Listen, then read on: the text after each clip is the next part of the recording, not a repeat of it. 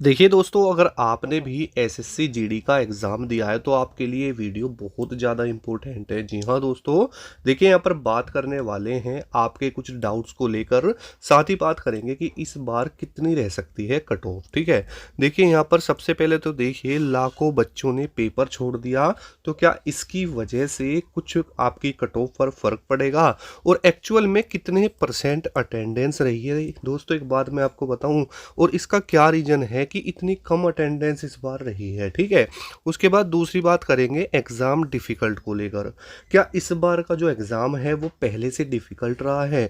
और दोस्तों अगर ये एग्ज़ाम डिफ़िकल्ट है तो आपकी जो कट ऑफ है इससे भी प्रभावित होगी, साथ ही आपको नॉर्मलाइजेशन में अच्छा खासा बूस्ट भी देखने के लिए मिलेगा। यानी अगर आपने कम क्वेश्चंस को अटेम्प्ट किया है और आप ये सोचकर परेशान हो रहे हो कि sir previous year cut off तो काफ़ी हाई गई थी और इस बार मैंने कम क्वेश्चन अटेम्प्ट किए हैं, तो मैं क्या करूं? ठीक है, देखिए दोस्तों मैं आपको एक चीज़ समझाऊंगा। यानी यहाँ पर वो कॉमन बच्चा देखने के लिए मिला है जिसने 2024 का भी एग्ज़ाम दिया था और 2025 का भी। ठीक है, तो इन दोनों एग्ज़ाम्स में क्या डिफरेंस उन्होंने बताया है वो चीज़ मैं आपके सामने क्लियर करूंगा। और देखिए सबसे बड़ी बात तो यही है, जिस बच्चे ने दोनों सालों के ये पेपर दिए हैं ना, उससे बेहतर एग्ज़ाम लेवल और कोई नहीं जान सकता। ठीक है, तीसरी चीज़ को लेकर बात करेंगे वैकेंसी को, क्योंकि देखिए पिछली बार जो आपकी वैकेंसी थी वो इंक्रीज़ हुई थी और इंक्रीज़ होकर के लगभग 46,000 के समथिंग में हो गई थी। और इस बार जो आपकी वैकेंसी है वो लगभग आपकी 39,000 के समथिंग में है। तो कैंडिडेट्स का मेरे पास ये भी बहुत ज़्यादा डाउट्स आ रहा है कि क्या सर इस बार भी वैकेंसी बढ़ने के कुछ चांसेस हैं, साथ ही नॉर्मलाइजेशन में कितने नंबर हमें मिल सकते हैं, है ना?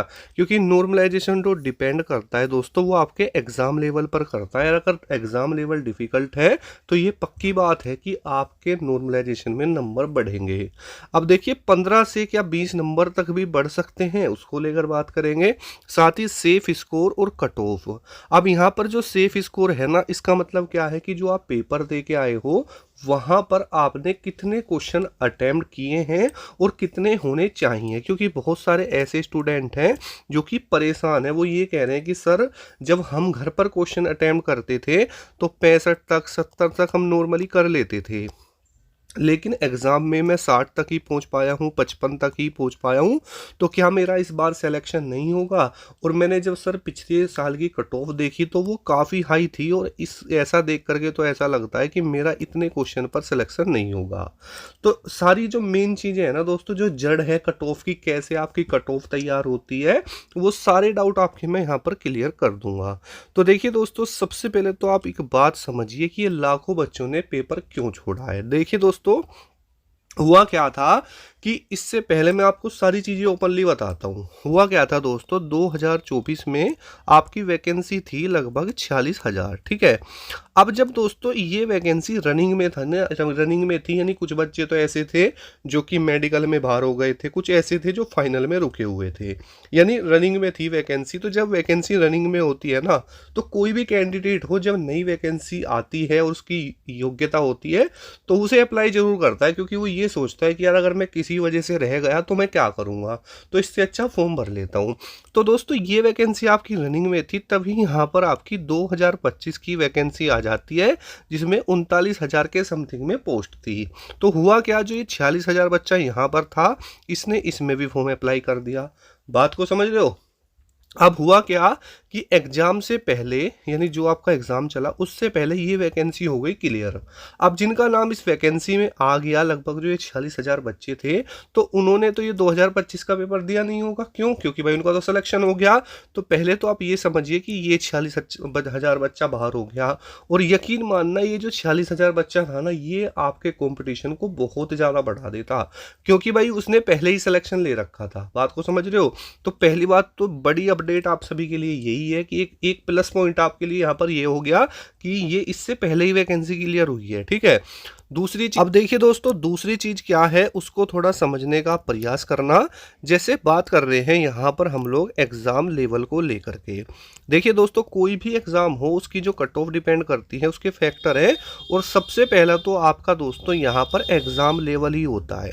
अगर आपका एग्जाम लेवल ईजी है तो थोड़ी कट ऑफ अच्छी खासी जाएगी, क्योंकि बच्चे अच्छे क्वेश्चन अटेम्प्ट करेंगे। जाएंगे, और अगर मॉडरेट आता है तो थोड़ा सा डाउन हो जाता है, लेकिन दोस्तों अगर डिफ़िकल्ट आ जाए तो बच्चे कम क्वेश्चन अटेम्प्ट करते हैं। दोस्तों यहाँ पर बच्चे खुद ये चीज़ बता रहे हैं जिन्होंने 2024 में एग्ज़ाम दिया था और वो किसी वजह से रह गए थे 1-2 नंबर से, 3 नंबर से। तो उनका खुद ये कहना है कि सर पहले के लेवल में और अब में ना थोड़ा फ़र्क है, अब का लेवल थोड़ा सा यहाँ पर हमारा अप देखने के लिए मिल रहा है। कितना अप देखने के लिए मिल रहा है दोस्तों, जो एग्ज़ाम आपका 2023 में हुआ था ना, उसी के जैसा पेपर दोस्तों ये आ रहा है। और आपको खुद पता है कि 2022-23 में किस तरह का पेपर दोस्तों आ रहा था, ठीक है। यानी वहाँ पर जो आपकी मैथ थी और रीजनिंग थी ना, उसका लेवल थोड़ा अप था। बात को समझ रहे हो। यानी अब तक देखा जाए तो 2024 की जो ये वैकेंसी थी सबसे ईजी आप इसको ही मान सकते हैं। लेकिन दोस्तों जो 2023 में आपका एग्ज़ाम हुआ था वो थोड़ा डिफ़िकल्ट था, तो आप इस एग्ज़ाम को उससे कंपेयर कर सकते हैं, है ना। तो जो ये बात क्लियर है, जब भाई आप उससे कंपेयर कर सकते हो तो सारी चीज़ें वैसी ही होंगी, ये बात भी क्लियर है। तो जी हाँ दोस्तों, तो बात को समझना, यहाँ पर चीज़ें क्या है कि भाई साहब यहाँ पर अब देखो, लगभग अगर हम मान के चलें तो बच्चों का खुद का ये कहना है कि सर जो अटेंडेंस वहाँ पर हमने देखी है लगभग 60 से 65% के आसपास है, ठीक है। अब अगर दोस्तों अगर आप मान के चलो 50 लाख आपके फार्म भरे गए हैं, ठीक है। अगर आप 50 लाख का, ज़्यादा भी नहीं दोस्तों, अगर हम 60% मान लेते हैं, ठीक है, 60% हमने मान लिया, यानी दोस्तों लगभग 30 लाख बच्चा पेपर देगा, ठीक है। अब देखिए दोस्तों यहाँ पर जो ये 30 लाख बच्चा है, अब आप बोलोगे सर ये भी तो बहुत है। तो जी हाँ दोस्तों बहुत है, कौन मना कर रहा है। लेकिन मेरे भाई यहाँ पर जो ये एसएससी जीडी है ना, इसकी योग्यता होती है मात्र 10वीं पास। ना ही इसमें किसी एक्स्ट्रा क्वालिफिकेशन की ज़रूरत है, ना ही किसी एक्सपीरियंस की ज़रूरत है, और हर साल लाखों बच्चे 10वीं कर लेते हैं। बात को समझ रहे हो। तो इसलिए यहाँ पर थोड़ी फॉर्म की संख्या ज़्यादा होती है। लेकिन मेरे भाई जो आपका कंपटीशन है ना, वो वही आपका 15% बच्चों के आसपास में रहने वाला है। यानी 7-8 लाख जो बच्चे हैं उन्हें आप मान सकते हो। अब देखिए दूसरी चीज़ होती है, कोई भी एग्ज़ाम हो उसकी जो कट ऑफ है ना, वो डिपेंड भी करती है उसके सिलेक्शन प्रोसेस पर भी। किस पर करती है? सिलेक्शन प्रोसेस पर भी करती है। और यहाँ पर आपने प्रीवियस ईयर में देखा होगा कि भाई साहब फिजिकल में बहुत बच्चे बाहर हुए हैं, ठीक है। मतलब बहुत दिक्कतें 2024 में मैंने देखी हैं, हुई हैं। तो सिलेक्शन प्रोसेस में दोस्तों फिजिकल भी है आपका, ये बात आपको ध्यान में रखनी है, इसलिए थोड़ा वो रहता है। अब देखिए अगर हम बात करते हैं यहाँ पर आपकी वैकेंसी को लेकर के, क्या वैकेंसी इस बार बढ़ेगी, आप लोगों के मेरे पास डाउट आ रहे थे कि दोस्तों मैं ये कहूँगा कि मैं तो 50% हाँ और 50% ना में रहूँगा, क्योंकि हो सकता है बढ़ जाए और हो सकता है ना बढ़े, लेकिन संभावनाएं दोनों ही दोस्तों यहाँ पर अभी फिलहाल बराबर बनी हुई हैं, ठीक है। उसके बाद में बात करते हैं नॉर्मलाइजेशन में नंबर बढ़ेंगे, तो जी हाँ बढ़ेंगे, ठीक है। क्यों बढ़ेंगे? क्योंकि भाई एग्ज़ाम का लेवल जो है ना डिफ़िकल्ट है।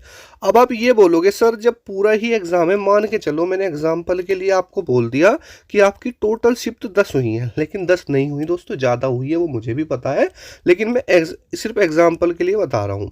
अब आप बोलोगे सर ऐसा तो हो नहीं सकता, अगर पूरी ही 10 की 10 शिफ्ट डिफ़िकल्ट है तो फिर नॉर्मलाइजेशन में नंबर मिलने का क्या मतलब है, वो तो सभी बच्चों के लिए होगा। तो जी हाँ दोस्तों, लेकिन होता ऐसा है। कैसे पता चलता है डिफ़िकल्ट का? जैसे स्टार्टिंग में जब आपका एग्ज़ाम स्टार्ट हुआ था ना, तो हुआ क्या, बच्चे बोल रहे थे कि सर इजी पेपर आ रहा है, जैसा पहले था ऐसे ही था। अब धीरे धीरे जैसे आगे बढ़ा तो यहाँ आके डिफ़िकल्ट हो गया, बीच में मॉडरेट भी रहा, तो एग्ज़ाम चेंज होता रहता है।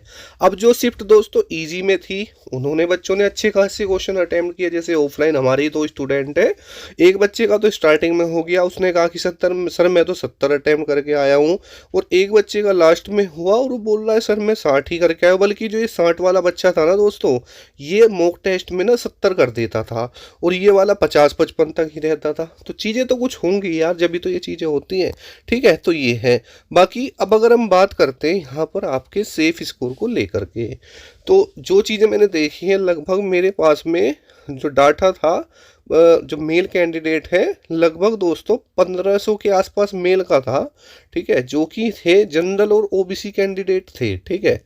तो उन्होंने मुझे ये बात बताई है सर, देखो मैं आपको बताऊं, तो जैसे मान के चलो आपका लेवल है, ठीक है, जैसे आपके मैथ के क्वेश्चन है ना, रीजनिंग है और जीके है, और दोस्तों हिंदी और इंग्लिश है। तो मैथ में जो क्वेश्चन अटेम्प्ट होने लायक थे ना, वो लगभग किसी शिफ्ट में तो 16 थे, किसी में 17 थे, लेकिन 2-3 क्वेश्चन ऐसे वो डाल रहे थे जो कि टाइम टेकिंग थे बहुत ज़्यादा। तो जो सेफ अटेम्प्ट है, जो होने लायक क्वेश्चन थे ना, वो 16 से 17 ही थे। अब बात ये नहीं है कि वो क्वेश्चन हार्ड थे या डिफिकल्ट थे या हो नहीं सकते थे, वो टाइम की दिक्कत थी, क्योंकि एसएससी जीडी में टाइम की थोड़ा इशू दोस्तों होता है, ठीक है। तो बस वही है कि 16-17 क्वेश्चन अटेम्प्ट होने लायक थे। अब कोई फेंक रहा हूँ मैं 20 ही करके आया हूँ, अगर शिफ्ट उसकी ईजी होगी तो कर दिया होगा, बल्कि एक दो क्वेश्चन तो वहां पर देखने के लिए मिल रहा था। सेम प्रोसेस दोस्तों 16 से 17 तक का ही है आपका दोस्तों, रीजनिंग में रहा है, ठीक है। जीके की बात करें तो 14 से 15, और दोस्तों हिंदी की बात करें तो लगभग 17 क्वेश्चन के आसपास। तो ये वो चीज़ें हैं, अगर आपका जो एग्ज़ाम है इजी टू मॉडरेट है तो इतना ही आपका अटैम्प्ट दोस्तों हो पाएगा। उसके अलावा अगर थोड़ी सी डिफिकल्ट में बात चली जाती है तो आप कभी भी ये मत सोचा करो अरे मैथ रीजनिंग चाहे कितनी भी तगड़ी आ जाए मैं तो कर ही दूंगा। भाई अगर मैथ अपनी भी आ जाए ना तो आपको आपसे ना 20 में से 10 नहीं हो पाएंगे। भाई मैं पर्सनली अपनी बात करूँ ना, तो मैं दिल्ली पुलिस में सिलेक्टेड हूँ 2020 में, तो मैं 15 क्वेश्चन की तैयारी बड़ी ज़बरदस्त करके गया था। वहाँ पर मुझसे सिर्फ दोस्तों 9 ही क्वेश्चन बने थे। मैं ये कह रहा हूँ भाई साहब, बहुत मतलब इस तरीके से वो लैंग्वेज बना देंगे ना कि आपको समझ में नहीं आएगा कि टाइम इतना कम है मैं क्या करूँ, आपको वो छोड़ने पड़ जाएंगे। तो वो है चीज़, ठीक है। तो ये सारी चीज़ है। बाकी अगर दोस्तों हम यहाँ पर सेफ स्कोर को लेकर बात करें कि कितने क्वेश्चन पर आपका सिलेक्शन इस बार हो सकता है, तो दोस्तों देखो, अगर आप जनरल कैटेगरी में हो, ठीक है, और जनरल में आपने 65 से लगभग 68 क्वेश्चन के आसपास अटैम्प्ट करें हैं तो मेरे अकॉर्डिंग भाई आप सेफ हो। उसके अलावा ओबीसी और ईडब्ल्यू, ये मैं मेल की बता रहा हूँ, ध्यान रखना। अब देखो मैं आपको एक चीज़ भी समझाऊंगा लास्ट में, उसको ध्यान से समझना। अगर आप ओबीसी और ईडब्ल्यूएस में हो, अगर आपने 62 से 66 क्वेश्चन के बीच में करे हैं तो भी आप सेफ हो। एससी की बात करें, अगर आपने 60 से 63 क्वेश्चन के बीच करे हैं तो आप सेफ हो। और एसटी में अगर 58 से 61 क्वेश्चन के आसपास करे हैं तो दोस्तों आप यहाँ पर सेफ हो। अगर फीमेल की बात करें तो इसी में ही -3 नंबर आप कर लेना, ठीक है, तो आप फीमेल में आ जाओगे। अब देखिए यहाँ पर आपकी 2-3 चीज़ें हैं, जैसे यहाँ पर आपकी जो कट ऑफ है वो अलग अलग जाती है स्टेट वाइज, ठीक है। उसके अलावा यहाँ पर आपका बॉर्डर एरिया है, ठीक है, जनरल एरिया है, और दोस्तों नक्सल एरिया है, ठीक है। इनकी सभी की डाउन थोड़ी सी कट ऑफ रहती है। तो बाकी जो चीज़ें हैं मैंने आपको समझा दी। कमेंट सेक्शन में ज़रूर बताना कि आपने कितने क्वेश्चन अटेम्प्ट किए हैं, ठीक है। तो मिलते हैं नेक्स्ट वीडियो में, बाय बाय दोस्तों।